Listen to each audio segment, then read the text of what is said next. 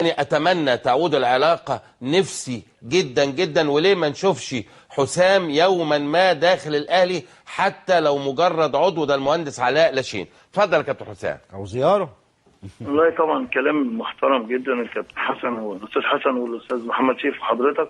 لكن انا عايز انا في نقط معينه. اولا تصريحات ابراهيم عشان اخلص منها. ابراهيم لما بيجي يتكلم، انا لما مثلا بقول مثال، لما اجي يكون مثلا وانا صغير لما بقول مثل الاعلى انا نفسي ابقى زي فلان، او دايما تنافس، مثلا تقول لو انت في مانشستر تقول مانشستر وليفربول، لان الناديين كبار بتدي مثل بيهم. يعني مثلا ابراهيم لما بيقول عايزين ماتشنا يتعمل كذا زي مثلا المنافس بتاعنا النادي الاهلي، هو ابراهيم ما بيسيئش للنادي الاهلي، لكن هو لما بيجيب سيره اسم النادي الاهلي في ناس بتشعللها زي ما حضرتك بتقول ان ده بيجيب سيره النادي الاهلي. في بعض الاعلاميين طب بتجيب سيره النادي الاهلي ليه؟ هو ابراهيم مثلا يقول ايه؟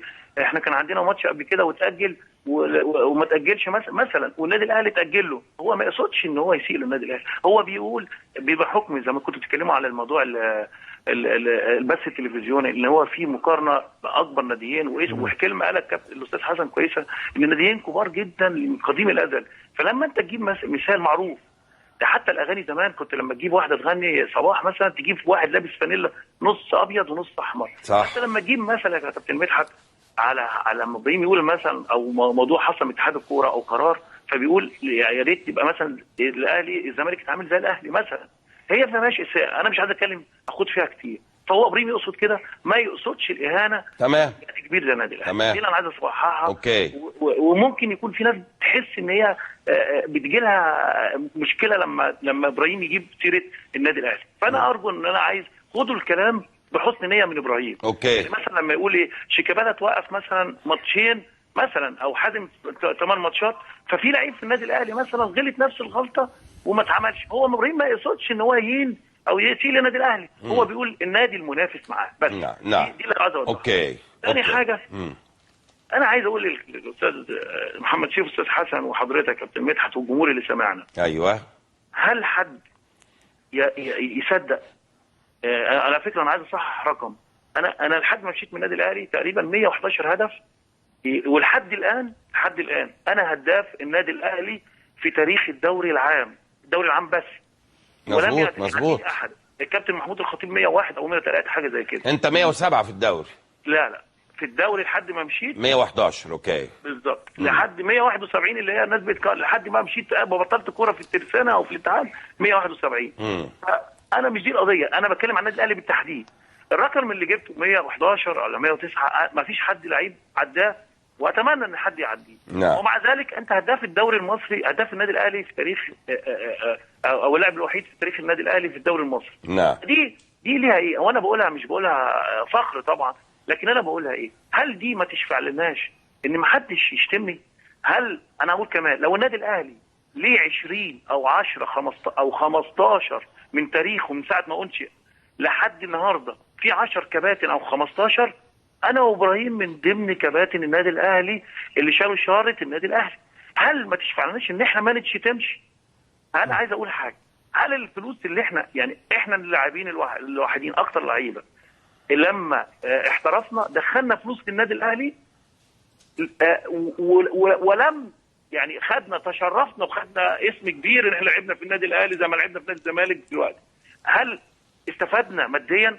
انا هقول للنادي الاهلي وجماهيره وحضراتكم الرقم اللي انتم ما تعرفوش، من ساعه ما لعبت في النادي الاهلي لحد ما بطلت انا الفلوس اللي خدتها من النادي الاهلي حوالي 280,000 جنيه، واحسبوهم 40,000 جنيه في 40,000 جنيه في 50 في 50 في 50 لحد ما مشينا سنه 2000 كلهم 280,000 جنيه. فما خدناش من النادي الاهلي حاجه غير تشرفنا ان احنا لعبنا في مكان فيه، وفي نفس الوقت جبنا فلوس جبت من اليونان للنادي الاهلي حوالي 600,000 دولار، ومن النادي السويسري 750,000 دولار.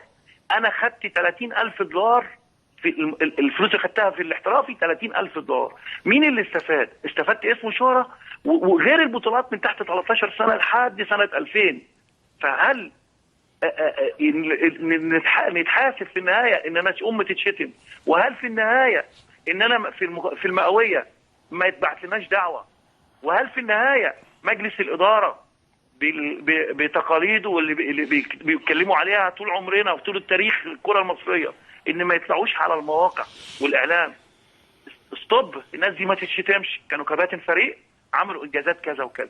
دي اللي انا الاستاذ حسن يعني مش عايز اقول لموقفه المعين من ان هو راجل اعلامي وراجل يحسب على الجميع، هو مش عايز يعني نوضحها كويس ان الاداره مقصره فيها، الاعلام كله مقصر فيها، ان هو يوقف الناس الجماهير الصغيره الجديده اللي هي 17 سنه زي الاستاذ محمد سيف ما قال، ان هم يفكروا بالتاريخ. قناه النادي الاهلي بتذيع الماتشات دلوقتي بتاعت القديمه، وكل الماتشات احنا شريك فيها طبعا والاهداف شريك فيها.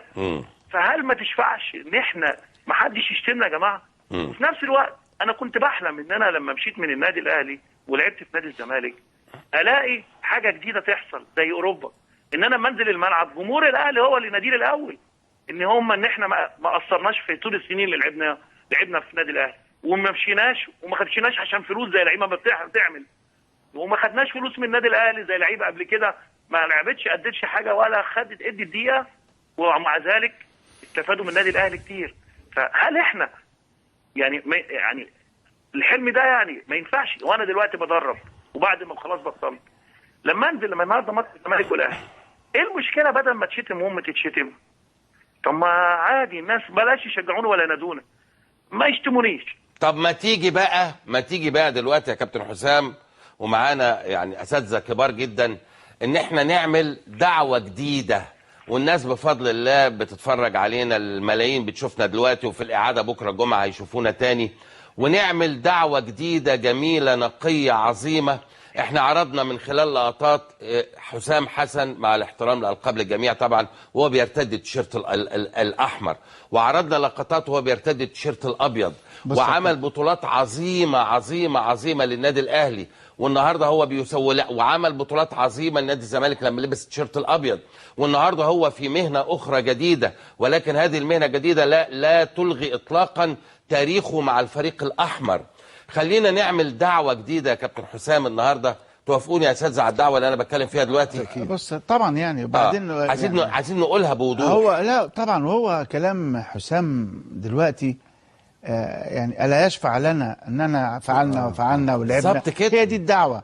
بعدين اقول لك حاجه بقى بصراحه، والله انا كنت بس عايز حسام يعني ما يكونش موجود ولا كان يتفرج. لا ما كان هيتفرج عليك. اقول لك حاجه، انا حسام وابراهيم بره الملعب حاجه تانية خالص، يعني انا بشوفهم بره الملعب وعارف كويس قوي بره الملعب، هم جوه الملعب طبعا يعني طبيعه هو عنده حماس وعنده كذا طريقه، سواء كان وهم في الاهلي طبيعه وهم في المنتخب هم في الملعب ما بيتغيروش وده طبيعي، واخدوا بيها بطولات كتير. لكن حسام حسن ده مع حفظ الالقاب طبعا احنا يعني نعرف بعض من زمان، يعني تتكلم معاه يعني صوته واطي وهادي ودمه خفيف جدا هو وابراهيم طبعا، تقعد تهزر معاهم. صحيح. لكن انا مش عايز افتح جمل اتقالت وكلام، لان انا عارف ان في ناس من جمهور الاهلي النهارده هيجي يقول لي نص مش عارف ايه، ابراهيم قال يوم كذا بقى هننسى اللي فات. انا فاهم يعني بص رساله الحب دي يا استاذ حسن، هذه الرساله انا شايف ان الكلام اللي قاله حسام حسن دلوقتي مدخل جميل، هو ده الرساله، هي دي الرساله وهو ده المدخل الجميل. احنا عايزين نتعاهد دلوقتي، انا بكلم دلوقتي جمهور الاهلي وبكلم جمهور الزمالك في وجود المدير الفني لنادي الزمالك، نتفق كده يا كابتن حسام، انا بأناشد جمهور الاهلي ان هو يحترم تاريخ نجم كبير او نجمين كبار جدا، حسام وابراهيم حسن، مثلوا النادي الاهلي سنوات طويله وجابوا بطولات كتيره واسعدوا ملايين وملايين من جماهير النادي الاهلي. نحترم النجم حسام والنجم ابراهيم، وهم ادوا مع نادي الزمالك سنوات وجابوا معاهم بطولات عظيمه جدا جدا جدا. نحترم الوضع الحالي للمدير الفني ابن النادي الاهلي ثم الوليد الجديد لنادي الزمالك، ويبقى الرساله الجديده يا كابتن حسام اللي انت بدات بيها اجمل جمله، ان انت قلت الا يشفع تاريخي ان الجماهير على الاقل ما تشتمنيش وتحترمني. من المدخل ده بنخش يا كابتن حسام، وانا بطالبك بعد اذنك ببعض الامور عشان يبقى احنا عملنا الديل كلنا مع بعضينا.